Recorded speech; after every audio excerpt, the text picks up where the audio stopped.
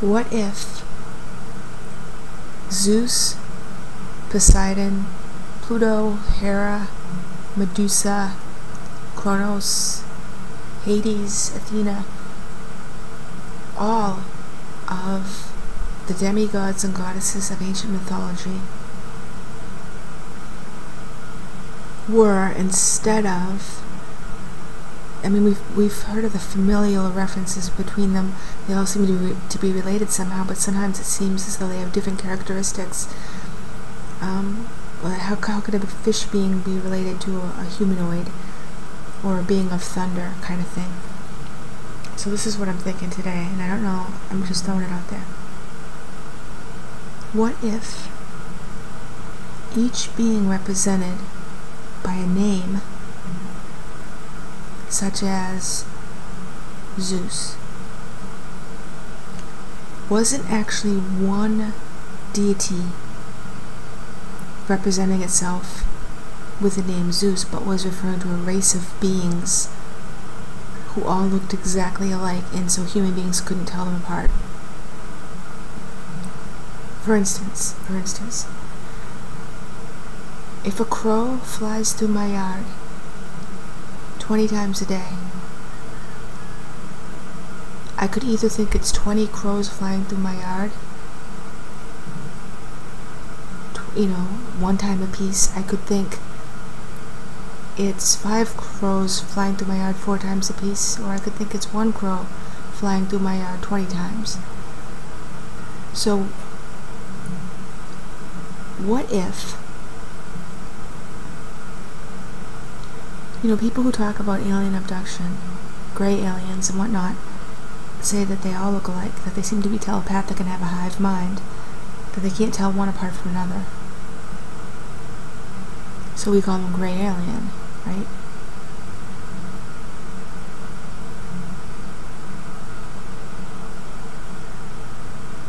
Think about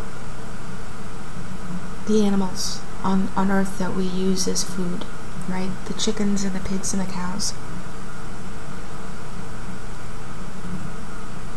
Depending on how you look at it, or how they would look at it, human beings could be wonderful, kind, loving caretakers, nurturing, loving, almost like family, like mother and father figures to them.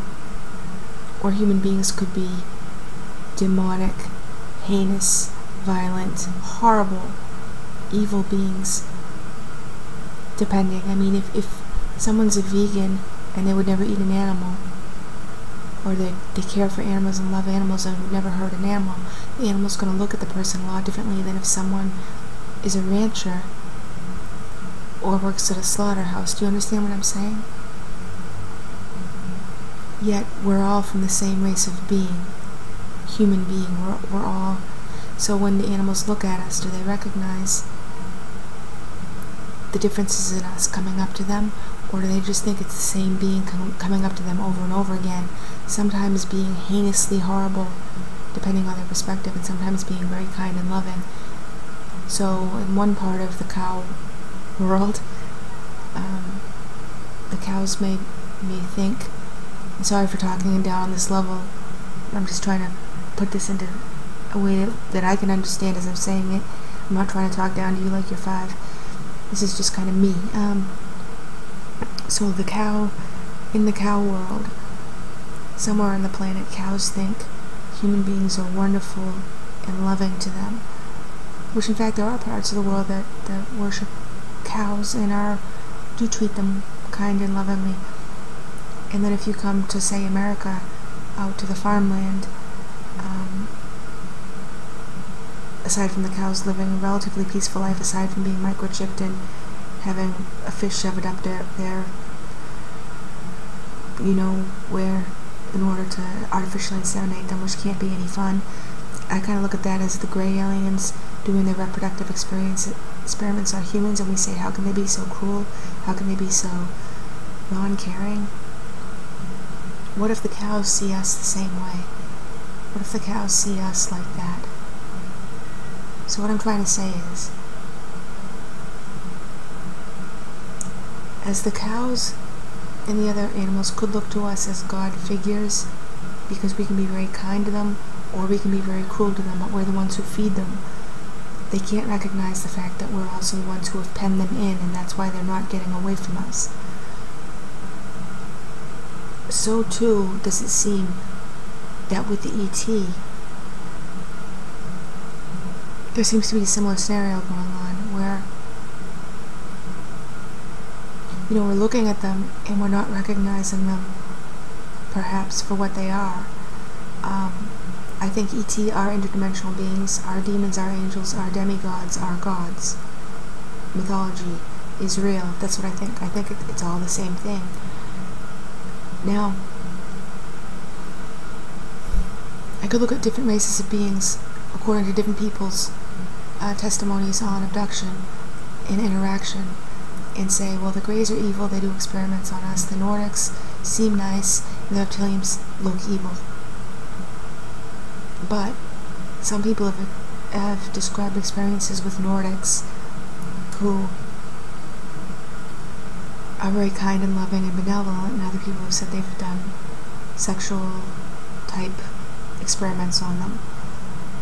Is it any different than when the rancher shoves his fist up the cow's, you know what, to artificially inseminate it?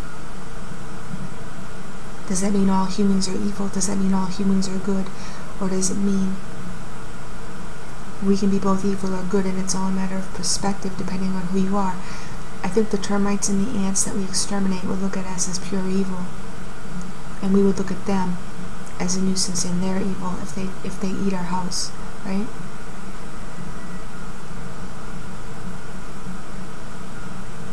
But to another creature on the planet, we could be seen as all good, or we could look at another creature on the planet and see it as all good.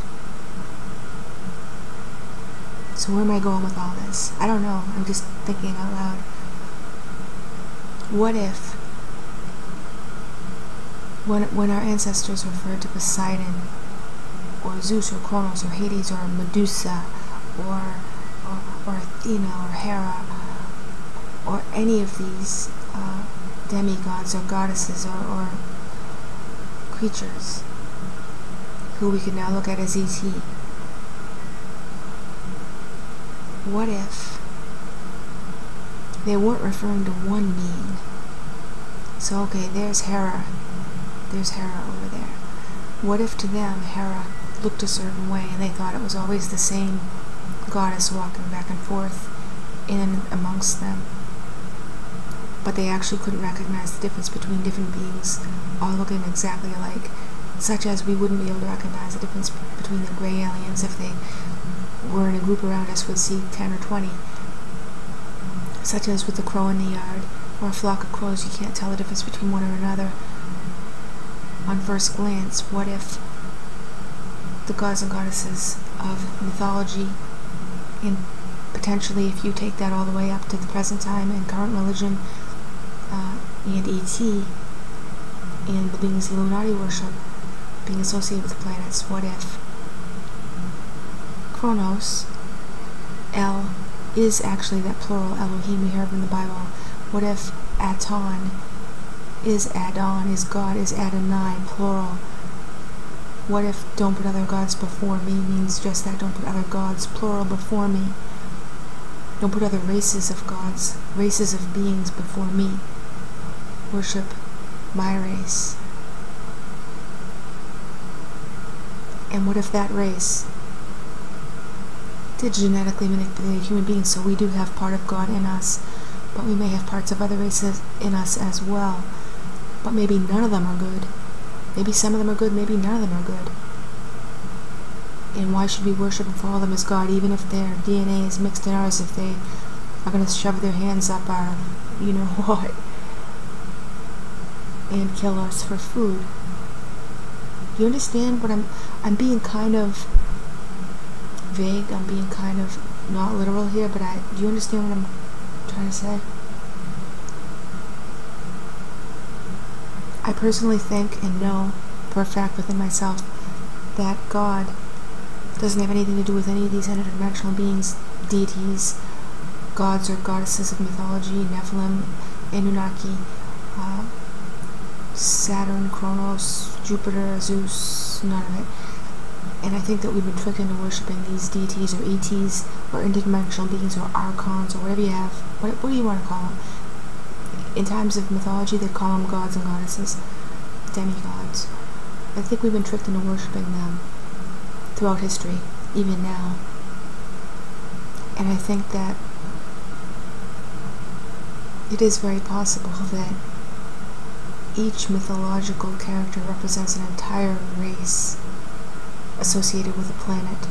And that's why you have Kronos representing Hades and Jupiter representing Zeus and Poseidon representing Neptune, and Hades representing Pluto. Hades may be a Plutonian race of beings rather than one mythological god. Kronos may be a Saturnian race of beings. The Elohim. I don't know. I'm just gonna... My blood sugar's low and I have a headache because of it, because I've been researching and just forgetting to eat and drink, so I'm gonna stop the video, and if I can think of anything after my brain starts working again and I have a chance to make another video today, I will, but if I don't, I'll talk to you guys later on.